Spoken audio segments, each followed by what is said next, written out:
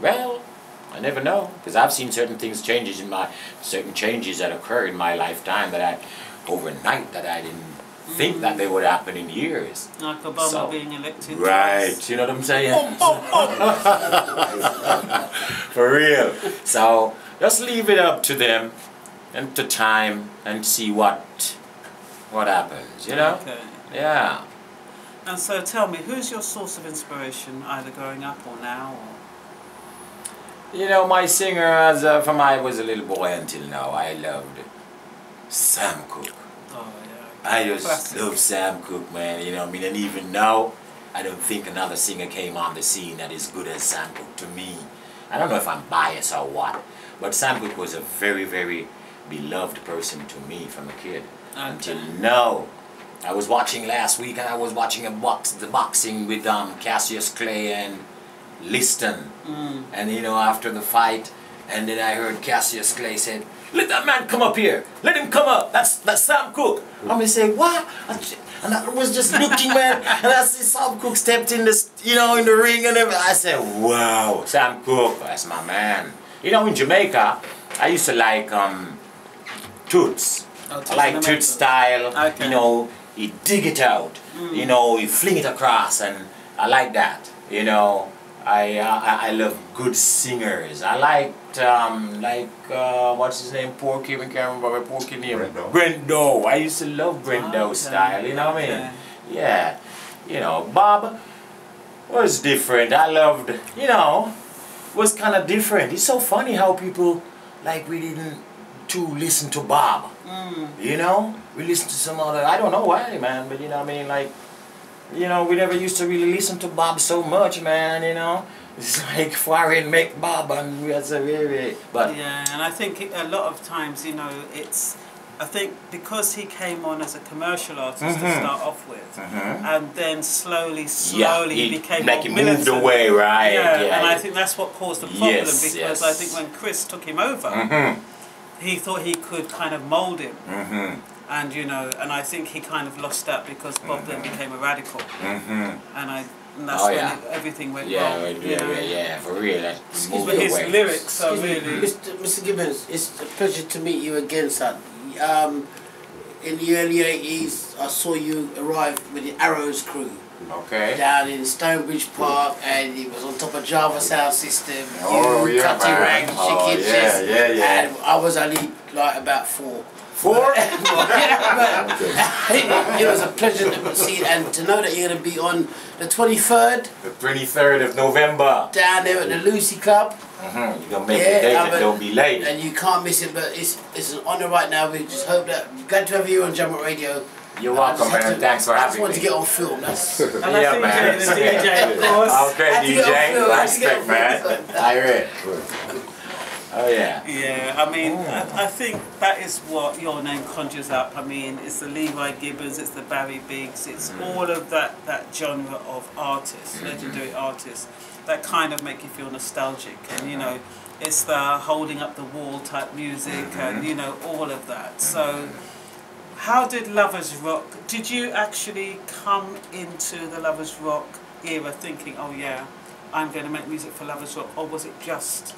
It just happened. It just happened because the songs that I probably loved from a long time, you know. Because what happened, you know, the songs that I used to listen to when I was young, and you know, they used to thrill me, yeah. And so I just loved them and loved them and loved them. What I did, I just came and sang them on, you know, most of those cover versions there. Yeah, the songs that I loved. I can remember the first time I heard "Lover's Question." I went to visit my uncle.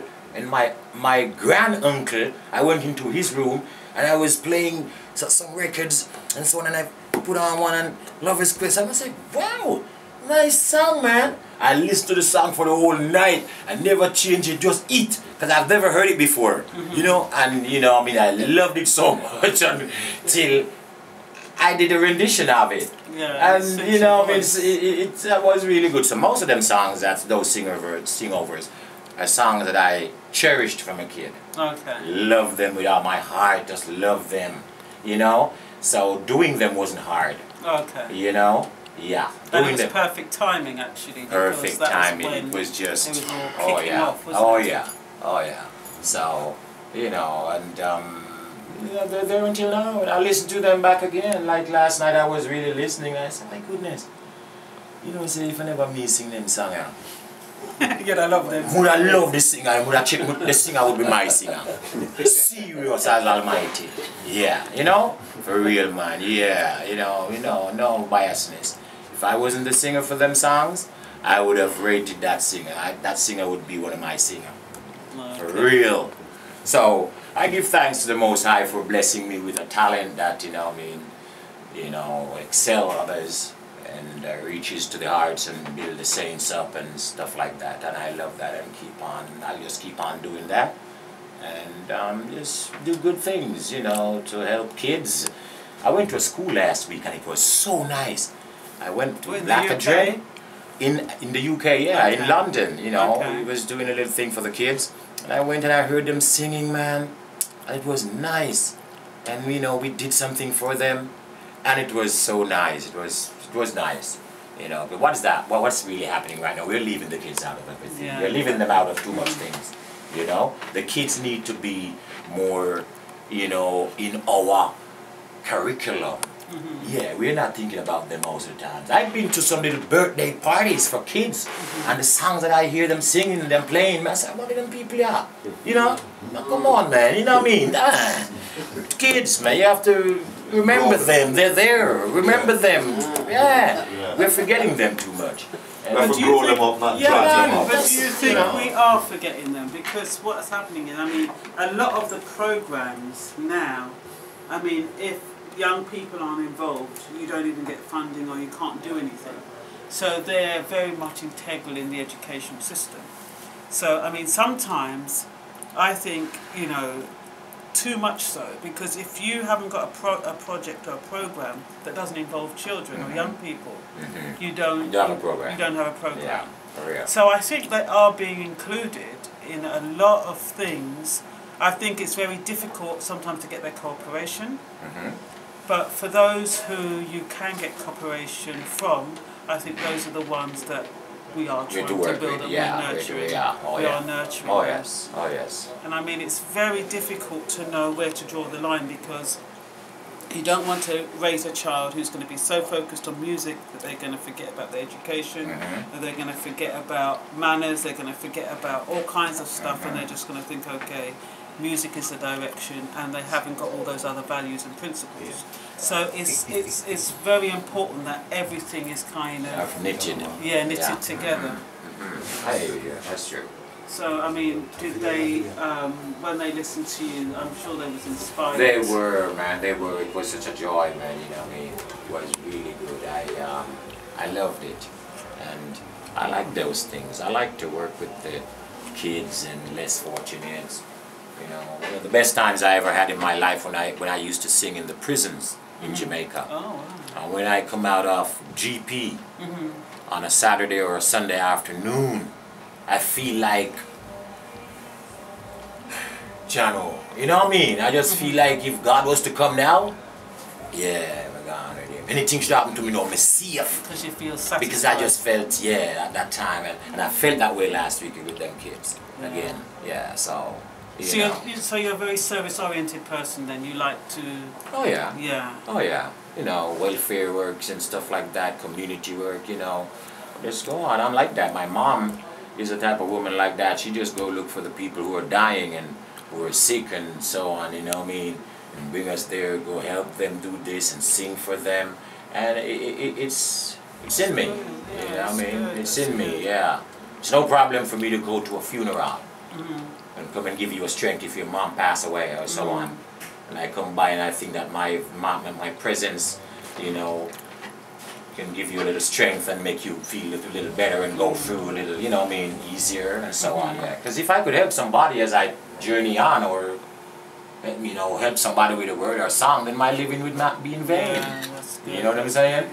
Yeah, man, some little things I look for. I don't big things. I just look for some little things. And it's funny how the little things, the free things are the most important. Right, they're free. They're free and they're important and they can validate people. Substantial and everything that is good for them. Yeah, man, for real. And you know, a big shot is a bunch of little shots Yes, traveling exactly. in the same direction.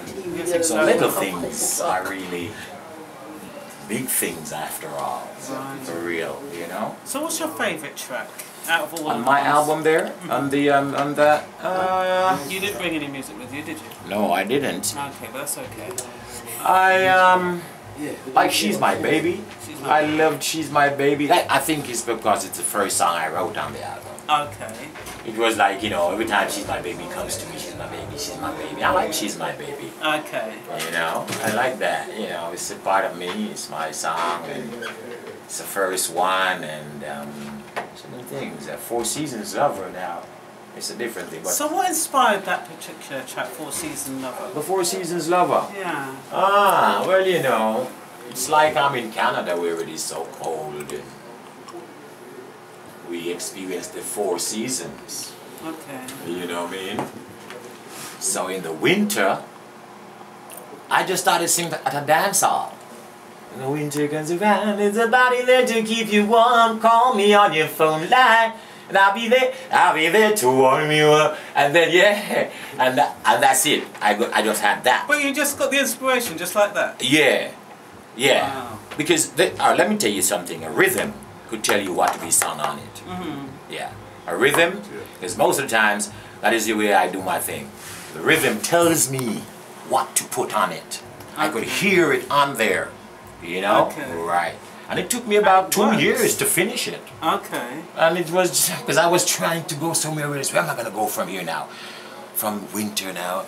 And I'm trying and I went to Chicago about 2 years after that, and I just said, after winter, spring, man. And after spring, summer, and so on. That's it. Wow. You just, you know. So I just put it in a 4-season because, you know, originally I didn't have it as a 4-season song. Okay. I was just singing about the winter. Okay. You know, but and how you respond to in the different you know, seasons. you're right. Then Okay. when I finished the winter now, I said I want to get something else, and I said, going back into the winter is gonna be too cold, man. Come on, out of the winter, I'm going to something else. I'm going to spring, and then if I'm in spring, might as well I go to summer. Well, I think that's a really brilliant track. Yeah. And like to round off the interview, what can we expect from you over the next couple of years? now? Well, you know, next year I'm working on this album. What do you have? You got a title for it yet? No, Okay. I don't. But I want it to be one of those albums that, just like the Four Seasons, stay with the people, you know. So I want to, you know, I'm really concentrating on the longevity of it. And I think I have the songs now in mind, I mean, already. So it's just to lay tracks for some, because some are already laid. So will you be releasing some of your old tracks as well, or will it all well, be yes. new music? Oh, yeah. Because there's some songs, you know, you probably don't even know some of the songs. I've done songs from 1981, and you probably never heard it. Wow. You see that? Which one? Have you ever heard Lady? My rendition of Lady? Sing it let me hear. Lady.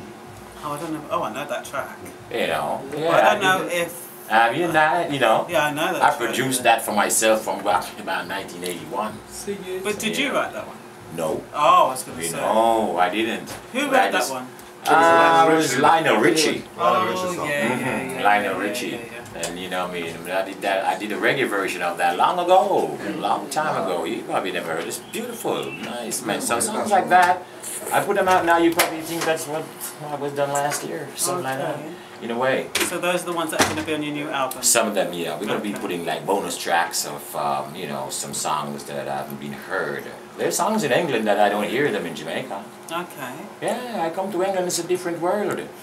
Yeah, for real. You know, I go to Miami, you don't hear songs. When you go to California, you don't hear them. Yeah. Number one in California is a different number one from in New York. That's true. And you know, so, but England, I really admire the England, the taste for the reggae music. I really respect them for keeping it up and to embracing it, man, and reinforcing it. You know, I love that because I've heard some songs in England and I say, wow. Yeah, Yeah. we dig them up from the archives. Oh right? yes, I love that ritual. Yeah. I love that. Yeah. I really do. That's definitely true. Well, I just wanted to thank you for coming into the studio Very nice to meet you. Thank you so much for having me, my sister.